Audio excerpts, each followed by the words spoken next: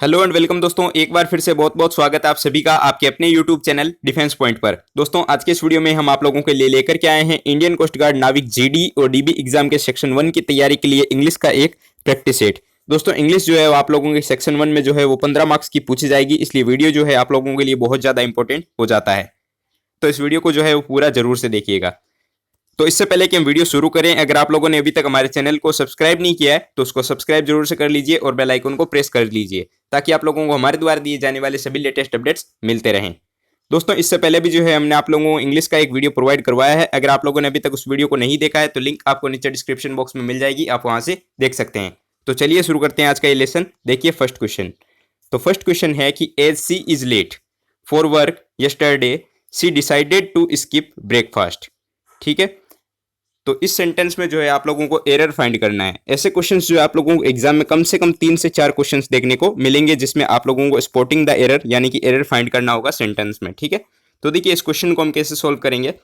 तो अगर आप इस सेंटेंस को देखेंगे कि as she is late for work yesterday she decided to skip breakfast, तो यहाँ पे जो यस्टरडे दिया गया है ये क्या दर्शाता है? ये दर्शाता है पास्ट को, यानी कि ये जो है वो भूतकाल को दर्शाता है। ठीक है, लेकिन यहाँ पे आपको क्या दिया गया है? सी इज लेट, तो यहाँ पे इज नहीं आएगा, वाज आएगा, क्योंकि सेंटेंस जो है वो पास्ट में है। ठीक है, इज की जगह पे जो है वाज आएगा। तो यहाँ ऑप्शन नंबर ए जो है यहाँ पे इसमें जो है एरर है। ठीक है, आई होप आपको समझ आ गया होगा। आइए देखते हैं अगला सेंटेंस क्या है। तो अगला सेंटेंस है कि towns after towns were conquered by him but he found no peace. ठीक है, तो ऐसा क्वेश्चन जो है मैंने आप लोगों को पिछले वीडियो में भी करवाया है और आप लोगों के लिए बहुत ज़्यादा इंपॉर्टेंट भी होता है क्योंकि ऐसे क्वेश्चंस जो आपके एग्जाम में पूछे जाते हैं। तो देखिए यहाँ पे जो टाउन्स आफ्टर टाउन्स है ना, ये टाउन आफ्टर टाउन हो जाएगा, यहाँ से जो है एस हट जाएगा। ठीक है, और क्यों हट जाएगा? तो देखिए ये क्या है? प्रीपोजिशन। आफ्टर क्या है? एक प्रीपोजिशन है। ठीक है, और यहाँ क्या रूल चलता है, देखिए कि यहाँ जहाँ भी प्रीपोजिशन के पहले और बाद में सेम नाउन होता है ना, तो उसका प्रयोग जो है वो सिंगुलर फॉर्म में होता है। ठीक है, तो ये जो है वो टाउन्स आफ्टर टाउन्स नहीं होके टाउन आफ्टर टाउन हो जाएगा। ठीक है, आई होप आपको समझ आ गया होगा। आइए देखते हैं अगला सेंटेंस क्या है। तो अगला सेंटेंस है कि I like the poetries of brain and शैली।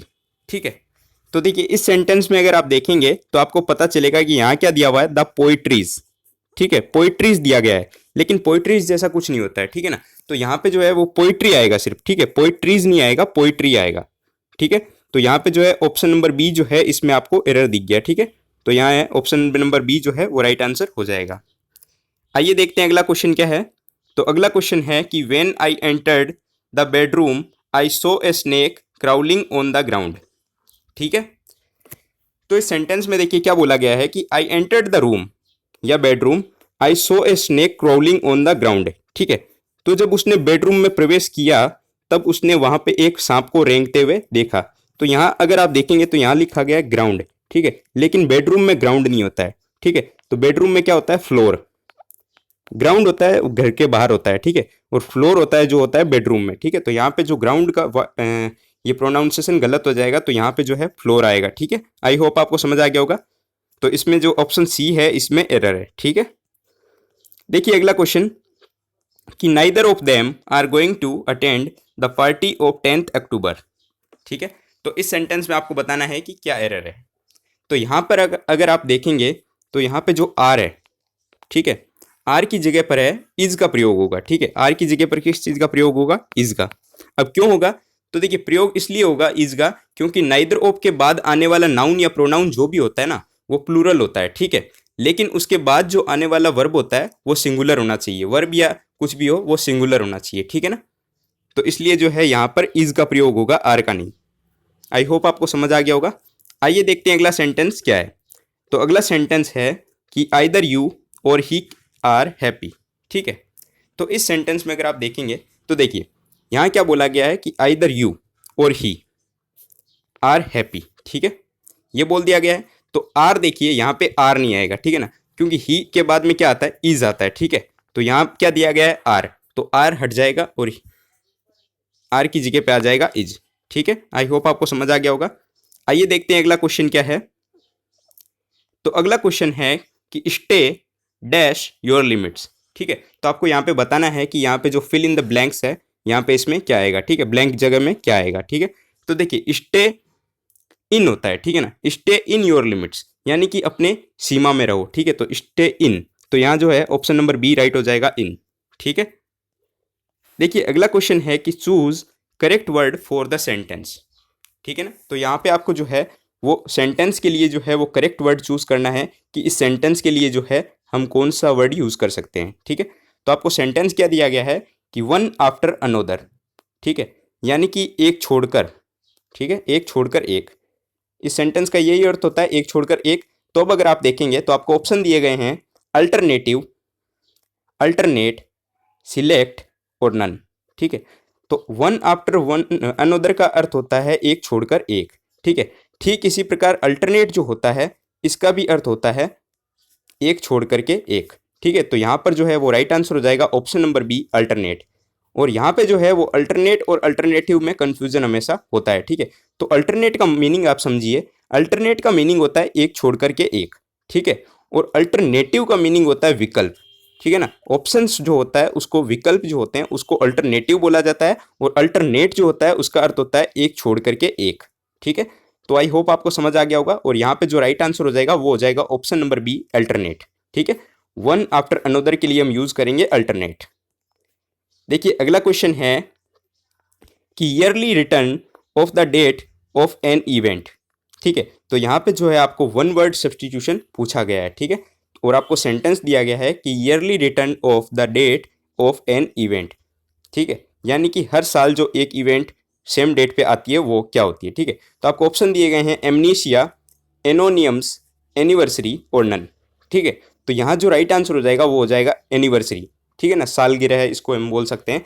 तो देखिए yearly return of the date of an event is called anniversary, ठीक है। तो इसका राइट आंसर होगा ऑप्शन नंबर सी।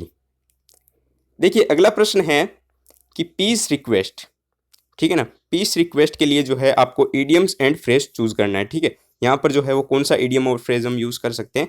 तो देखिए सबसे पहले आप समझिए पीस रिक्वेस्ट का मतलब क्या होता है। तो पीस रिक्वेस्ट का मतलब होता है शांति का निवेदन करना, ठीक है। पीस को क्या बोलते हैं हिंदी में, शांति, और रिक्वेस्ट को यानी निवेदन। तो शांति का निवेदन करना, इसके लिए जो है हम कौन सा इडियम यूज कर सकते हैं। तो देखिए एप्पल ऑफ डिस्कॉर्ड तो नहीं हो सकता, कल भी आपको मैंने बताया था एप्पल ऑफ डिस्कॉर्ड का मतलब होता है झगड़े का कारण बनना, ठीक है। और अखिलेश हिल भी नहीं हो सकता। और इसके बाद में बचता है एन ओलिव ब्रांच और ए टेलोस, ठीक है। तो एन ओलिव ब्रांच जो होता है इसका मतलब होता है शांति का निवेदन, ठीक है ना। एन ओलिव ब्रांच इसका अर्थ होता है शांति का निवेदन। और हमें क्या पूछा गया है, पीस रिक्वेस्ट इसके लिए। तो इसका राइट आंसर हो जाएगा option number C an olive branch, जिसका अर्थ होता है हिंदी अर्थ शांति निवेदन, ठीक है ना। तो इसका राइट आंसर हो जाएगा ऑप्शन नंबर सी। दोस्तों सारे क्वेश्चन जो है वो आप लोगों के लिए काफ़ी ज़्यादा इंपॉर्टेंट है, क्योंकि ऐसे जो क्वेश्चंस है आप लोगों के एग्जाम में रियली बनते हैं। तो इनको जो है आप ध्यान से देखिए, ठीक है। कम से कम 10 से 12 प्रैक्टिस सेट हम करेंगे, उसमें सारे टाइप के क्वेश्चंस हम कवर कर लेंगे, ठीक है ना। तो उसके बाद में जो है आप लोगों को इंग्लिश में कम से कम 10 से 12 मार्क्स आप सिक्योर कर पाएंगे, ठीक है। तो आई होप आपको वीडियो पसंद आया होगा। तो वीडियो को लाइक नहीं किया तो वीडियो को लाइक जरूर से कर दीजिए, और चैनल को अभी तक सब्सक्राइब नहीं किया है तो चैनल को सब्सक्राइब करना मत भूलना, ठीक है। और अगर आप लोगों को इन प्रश्नों की पीडीएफ चाहिए तो आप लोग हमारे टेलीग्राम चैनल को ज्वाइन कर सकते हैं, जिसकी लिंक आपको नीचे डिस्क्रिप्शन बॉक्स में दी गई है। आप लोग पूछते हैं कि सर टेलीग्राम में पीडीएफ नहीं मिल रही, तो आप लोग टेलीग्राम ज्वाइन कीजिए, ठीक है। आपको लिंक दी गई है, आप वहाँ से ज्वाइन कर लीजिए। वहाँ पे आपको जो है मैं एक दिन बाद एक पीडीएफ डाल देता हूँ, ठीक है। और अगर आप लोग इंडियन कोस्ट गार्ड नाविक जीडी और डीबी एग्जाम की तैयारी कर रहे हैं तो आप लोग हमारी वेबसाइट defensepointprep.com, जिसकी लिंक आपको नीचे डिस्क्रिप्शन में मिल जाएगी, आप वहाँ से जो है फ्री ऑनलाइन मॉक टेस्ट दे सकते हैं, ठीक है, और अपनी तैयारी का अंदाजा लगा सकते हैं। 1 महीने के बाद एग्जाम होने वाला है, तो अपनी तैयारी को बेटर लेवल पे कीजिए, पूरा दम लगा दीजिए। इस बार आपको रैंक सिक्योर करनी है और कोस्ट गार्ड में सिलेक्शन लेना है, ठीक है। मिलते हैं अगले वीडियो में, तब तक के लिए जय हिंद।